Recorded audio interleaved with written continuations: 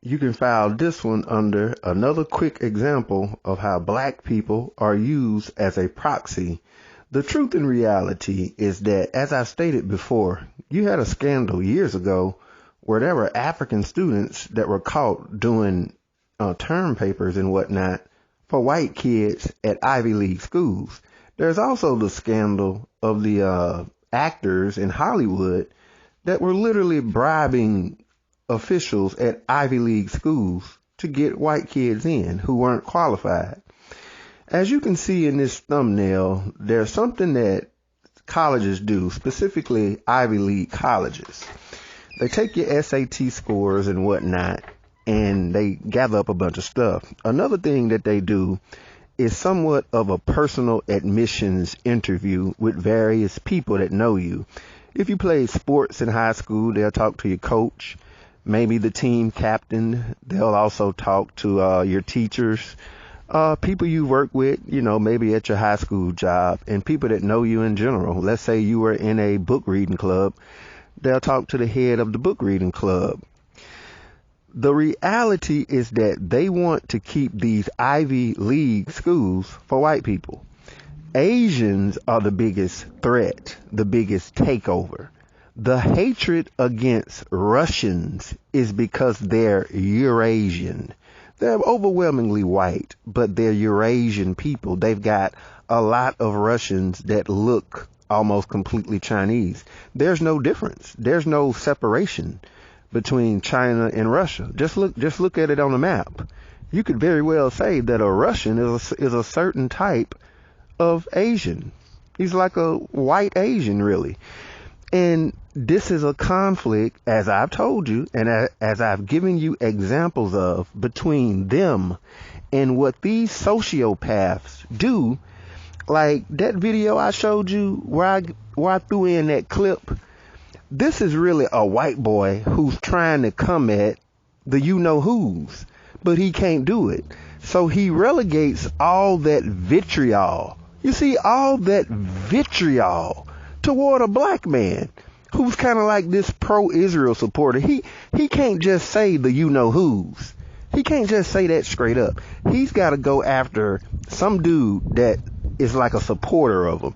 Now, I'm no fan of that guy once I read into who he was, but it's real funny to me at how he got all that vitriol and he's just about running around in a circle with his fist balled up ready to fight somebody, and it's a Jew, but he can't say anything. So he throws all that hatred toward the black man. It's the same thing right here. This is proxy hate. This is what it is. It's proxy hate. And what it is that on a side note, they're just using the opportunity to go ahead and shove black people out of the equation.